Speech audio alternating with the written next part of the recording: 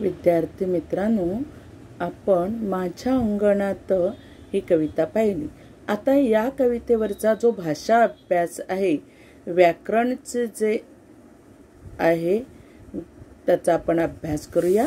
बघा, नेहमी प्रश्न विचारला जातो, समूहदर्शक शब्दांची यादी करा। म्हणजेच काय की समूह म्हणजे ग्रुप, एकापेक्षा जास्त जिथे काउंटिंग होतं, जिथे मोजलं जातं त्यांना म्हणायचं समूह।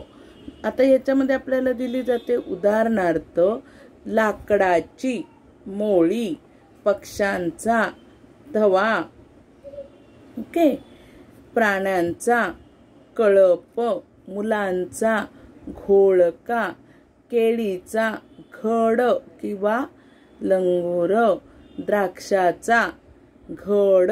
आता बघा, हे सगळे कसे येतात? समूहाने येतात, एकापेक्षा जास्त आहेत। एक लाकड असेल तर त्याला मोळी आपण नाही म्हणत। प्राणी आहेत, जसं गाय, म्हैस, बैल, यांना सगळे आपण काय बोलतो? प्राणी बोलतो। हे प्राणी कसे राहतात? एकत्र राहतात, समूहाने राहतात, एक साथ रहते हैं, उनको बोलते हैं कळप। पक्षी एक साथ आते हैं, उनको बोलते हैं थवा।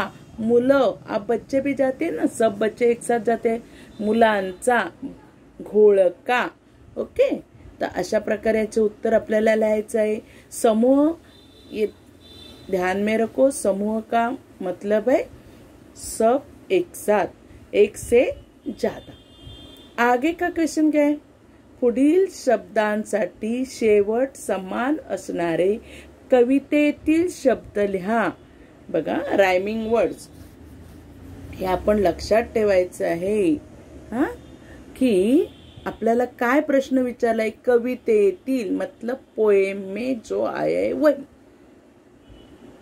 रायमिंग वर्ड्स त्याला आपण मराठीमध्ये म्हणतो यमक जुळणारे शब्द।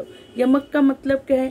जो पोएम में लास्ट वर्ड रहेगा वो समान होना चाहिए। जसं सांडलं तर काय? पडलं। आता ल रास, मिजास, तो शेवटी काय आलंय? दोनों के लास्ट में स आ गया, माय साय। असं लक्षात। राइमिंग वर्ड्स का मतलब है लास्ट में सेम वर्ड, ओके। पुढील बघा, पुढील शब्दांसाठी प्रमाण भाषेतील शब्द लिहा। आता प्रमाण भाषा म्हणजे काय? प्रॉपर लँग्वेज कशाला म्हणायचं? तर तुम्ही जे बोलता, जे मराठीमध्ये आहे ते शब्द। उदाहरणार्थ या ठिकाणी कोणता शब्द दिलाय बघा? खावा। तर खावाला आपण काय म्हणतो? खा। ही भाषा थोडी वेगळी आहे। मायो, माय, तर मायला आपण मराठीमध्ये प्रॉपर लँग्वेज मध्ये आई म्हणतो। घरामंदी, तर घरामंदीला काय म्हणतो? घरामध्ये। आसू, आसूला काय म्हणतात? अश्रू। तर अशा प्रकारे जी आपली प्रॉपर लिहिण्याची लँग्वेज आहे त्याच्यामध्ये आपण हे लिहायचंय। पुढचं बघा, प्रश्न 4, तक्ता पूर्ण करा, फुल इन द चार्ट। आता एक वचन अनेक वचन दिले बघा। वरच्या ह्याच्यामध्ये दाणा हे एक वचन आहे, मतलब दाणा काय? एकच आहे। मराठीमध्ये एक वचन कशाला म्हणायचं? दोनच वचन आहेत, एक वचन अनेक वचन। बहुवचन हिंदी में आता है, मराठी में एक वचन अनेक वचन। वस्तु एक रहेगी तो एक वचन, वस्तु दो रहेगा तो अनेक वचन, ओके। दाना, दाना एक है लेकिन एक से ज्यादा दाने आ गए, अनाज, तो दाने। पाखरू, बर्ड्स, अनेक आ गए, पाखरे। घर एक, मकान एक है, अनेक मकान आ गए साथ में तो मराठी में बोलते हैं घरे। मोती, मोती का मतलब है जो फिंगरप्रिंट में पहनते हैं ना, वही, वो व्हाइट वाला जो सेल में मिलता है, एक मोती अनेक पण मोतीच। घास, घास का मतलब क्या है? हम लोग मुंह में डालते हैं ना खाना, उसको घास बोलते हैं मराठी मध्ये। हाँ, आप हिंदी में घास मतलब ग्रास, गवत, ऐसे नहीं। मराठी में घास का मतलब है घास। हाँ, जो खाना हम हाथ से मुंह में डालते हैं उसको बोलते हैं घास। एक घास अनेक पण घास। अंगण, अंगण मतलब ग्राउंड, घर के बाहर का परिसर। अनेक पण अंगणे। ओके, खाली बघा काही पर्याय दिलेले आहेत। कंसातील योग्य पर्याय निवडून वाक्य पुन्हा लिहा।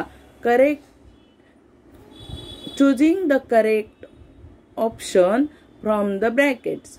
हाँ, इसमें क्या करना है, जो सेंटेंस एग्जाम में आएगा उसको इनटू ब्रैकेट जो आंसर है वो कंप्लीट करके खाली कंप्लीट आंसर लिखना है, बाकी सब नहीं लिखना है।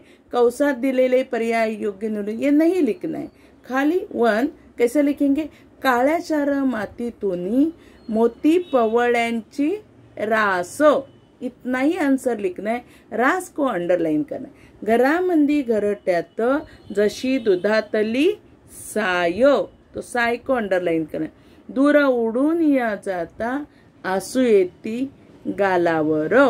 ओके, तर अशा प्रकारे आपल्याला या प्रश्नांची उत्तरे द्यायची आहेत। अभ्यास नीट करा, मराठी पुस्तकाचं नीट वाचन करा, त्यातले चढ उतार कसे आहेत हे तुम्हाला समजलं पाहिजे। यापुढे मी तुम्हाला रीडिंग करून पण दाखवणार आहे। रीडिंग हे अशा पद्धतीनेच केलं पाहिजे। विद्यार्थी मित्रांनो, खूप छोट्या शॉर्टमध्ये सांगण्याचा प्रयत्न आहे। तुम्हाला जर काही डाउट्स असतील तर तुम्ही कमेंट्स बॉक्समध्ये लिहू शकता। धन्यवाद।